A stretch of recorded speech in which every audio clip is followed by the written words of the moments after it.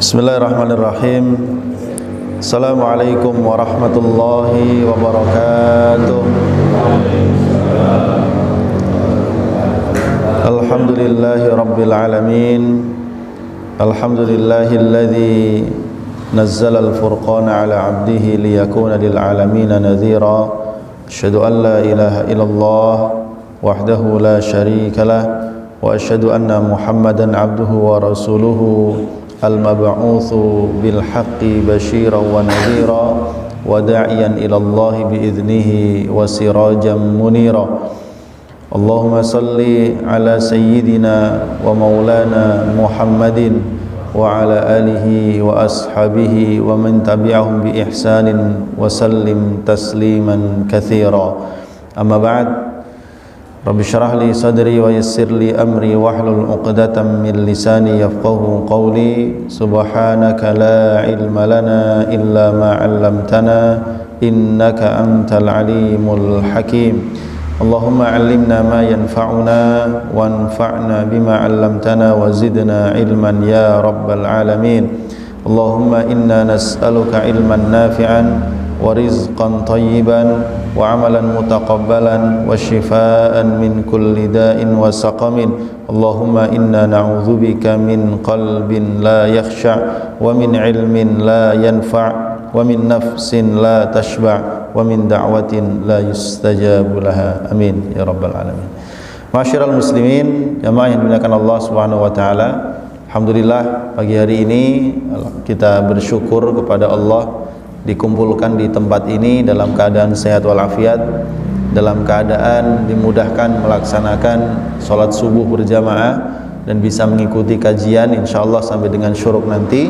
Mudah-mudahan ini semua menjadi bagian ikhtiar kita untuk terus konsisten istiqomah di atas agama Allah Subhanahu wa taala, dan semoga menjadi wasilah agar kehidupan kita sebagai seorang muslim semakin baik, semakin berkualitas sampai kita meninggal dunia mudah-mudahan dalam keadaan bertakwa insyaallah. Amin ya rabbal alamin. Pagi hari ini kita akan melanjutkan surah Al-Fath.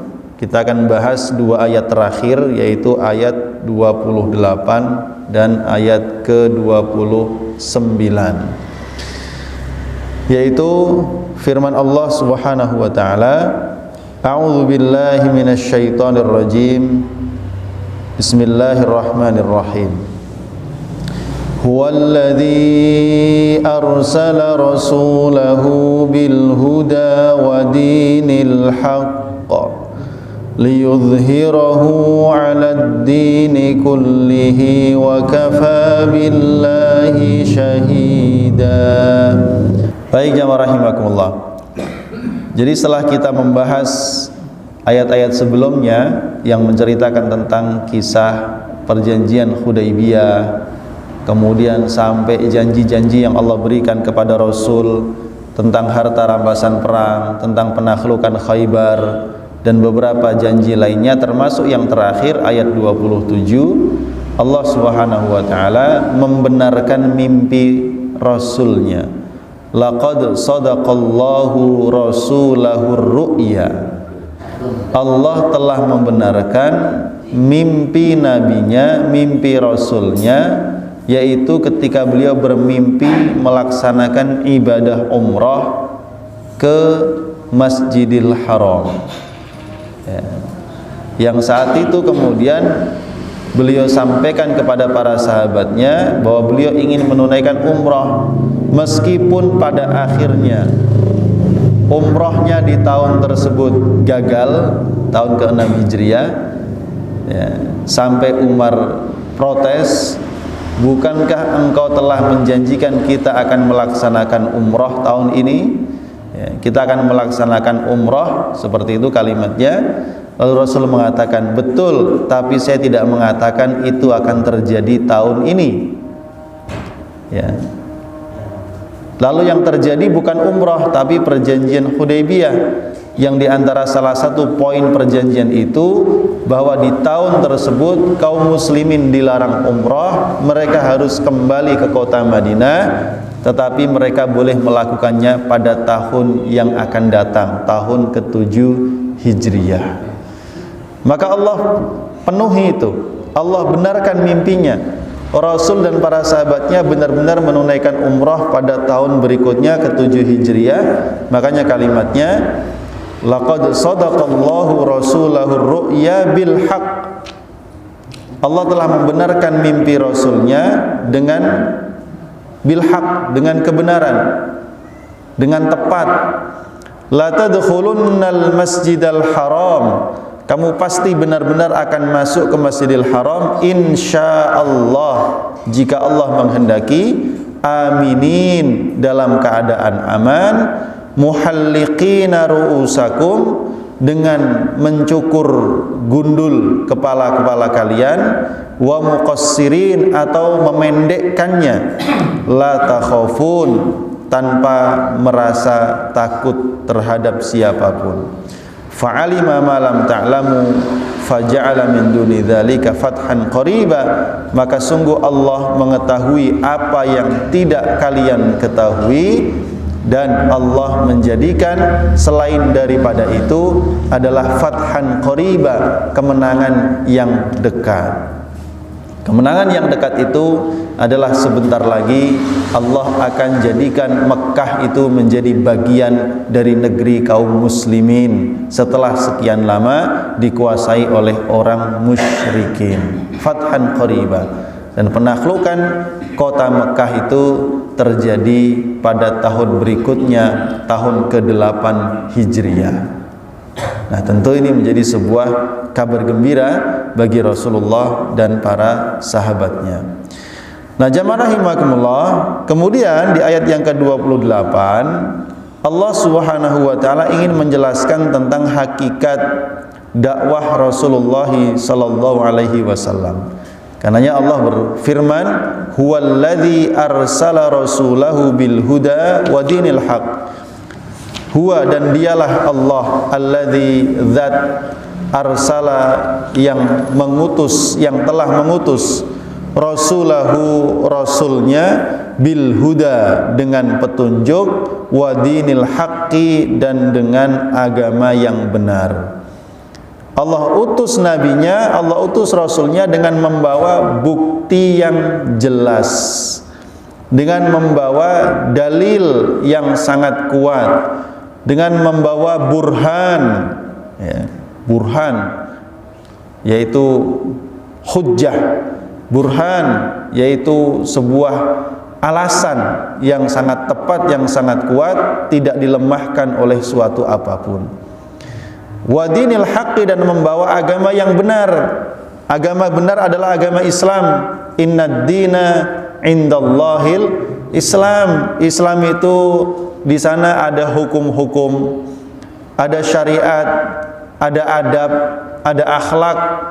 Semuanya telah disempurnakan oleh Allah Subhanahu wa taala dan telah diridhoi oleh Allah untuk menjadi agama yang kita yakini. Al-yauma akmaltu lakum dinakum wa atmamtu alaikum ni'mati wa raditu lakumul islam dina. Ya. Allah telah pilih agama ini. Disampaikan oleh Rasulullah sallallahu alaihi wasallam, dibekali dengan bukti, hujjah, dalil yang sangat kuat, yaitu Al-Qur'an, yang didukung dengan hadis-hadis Rasulullah sallallahu alaihi wasallam. Ya, dan dijadikan agamanya sebagai agama yang benar. Karenanya Allah berfirman dalam salah satu ayatnya, wa may yabtaghi ghairal islami dinan falan yuqbala minhu. Barang siapa yang mencari agama lain selain Islam, ya, falan yuqbala, maka tidak akan pernah diterima minhu, darinya. Jadi selain agama Islam, ini menurut keyakinan kita sebagai seorang muslim, selain agama Islam tidak akan diterima oleh Allah Subhanahu wa taala. Nah, ini kita yakini, Pak. Ya. Makanya kalau ada yang orang ngomong wa maqali inna fi ma Allah rahmatan, macam-macam ya, Pak ya. Terus dia bilang, ya semuanya akan masuk surga, semuanya akan begini begitu macam-macam. Itu berarti bertentangan dengan yang disebutkan di dalam kitab suci Al-Quran. Sama seperti ini, bahwa yang namanya wahyu itu hanya Allah turunkan kepada para nabi dan rasul. Dan rasul yang paling akhir adalah Rasulullah Muhammad sallallahu alaihi wasallam. Sehingga dengan wafatnya Rasul, maka wahyu itu sudah terputus. Tidak akan ada lagi wahyu yang turun setelah itu. Ya, karena yang menerima hanya para nabi dan rasul. Karenanya setelah sepeninggal Rasul, kalau ada orang ngaku-ngaku dapat wahyu, maka sudah pasti orang itu berbohong, sudah pasti berdusta, dan tidak layak untuk dipercaya. Ya, tidak layak untuk dipercaya.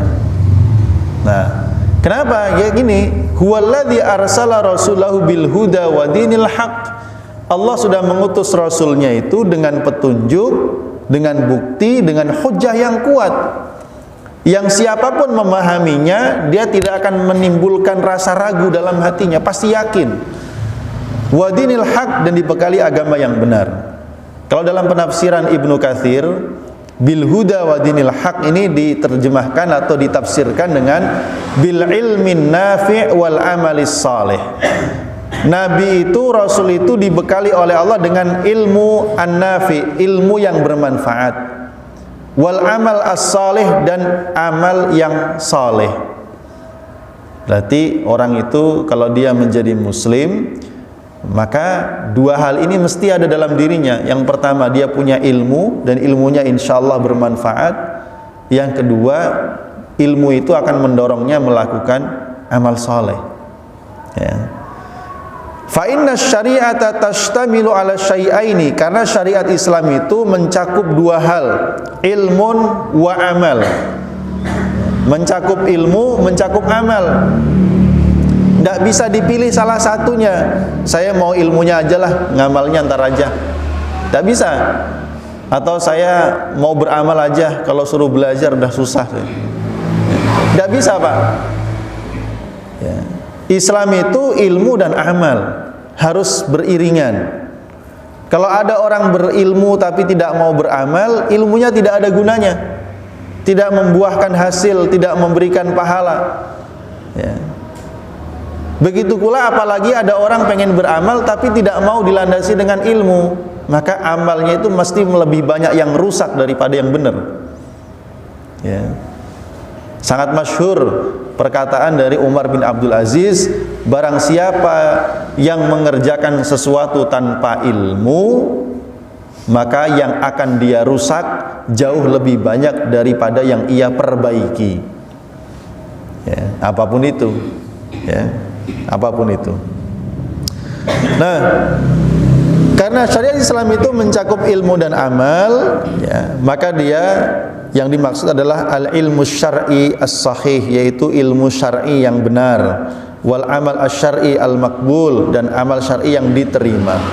Ya, hanya kita berdoa selalu di awal itu, Allahumma inna nas'aluka ilman nafi'an. Ya, terus kita minta wa rizqan thayyiban, rizki yang baik, wa amalan mutaqabbala, amal yang diterima.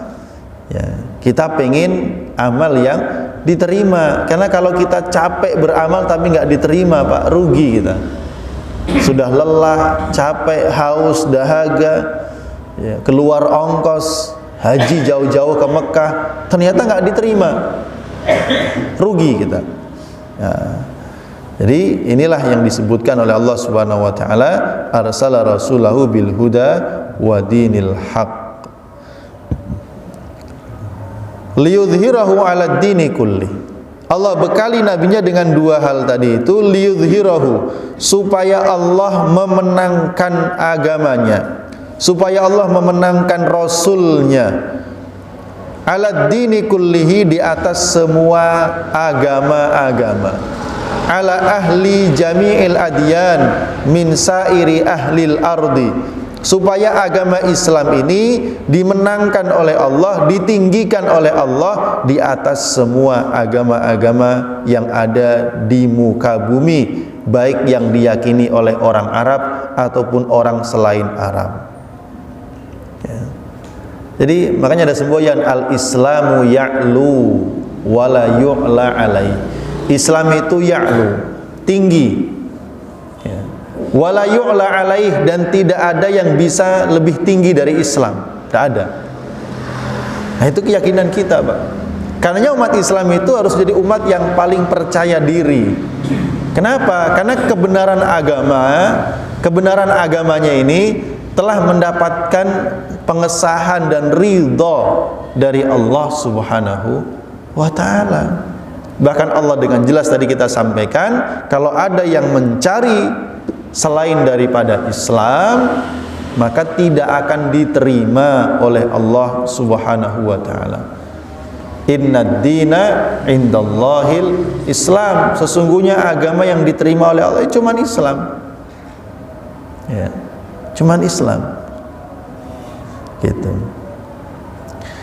Karenanya Bapak-bapak, kalau kita dengar pengajian, ceramah, meskipun yang menyampaikan disebut seorang tokoh yang hebat, punya ilmu dan macam-macam, tapi kalau perkataannya nyeleneh, Pak. Terus dia bilang semua manusia ini menyembah apapun yang mereka sembah itu pada hakikatnya menyembah Allah. Tuh, coba ini saya ulangi lagi. Siapapun manusia di dunia ini, apapun yang mereka sembah, kan manusia ada yang menyembah apa, Pak? Batu, ada yang menyembah pohon, nyembah api, matahari, nyembah patung, macam-macam. Ya, apapun yang mereka sembah katanya, pada hakikatnya mereka sama-sama menyembah Allah. Lah kok bisa? Ya, gimana ceritanya? Padahal Allah itu menyampaikan Allah itu sangat pencemburu, ya, dan Allah itu paling cemburu kalau ia disamakan dengan yang lain, atau ada makhluknya yang disetarakan, disejajarkan dengan Allah. Ya. Walam yakul lahu kufuwan ahad. Allah mengatakan tidak ada yang setara, sejajar dengan Allah. Laisa kamitslihi syai'un. Tidak ada yang serupa dengan Allah. Kok disama-samakan? Tidak bisa.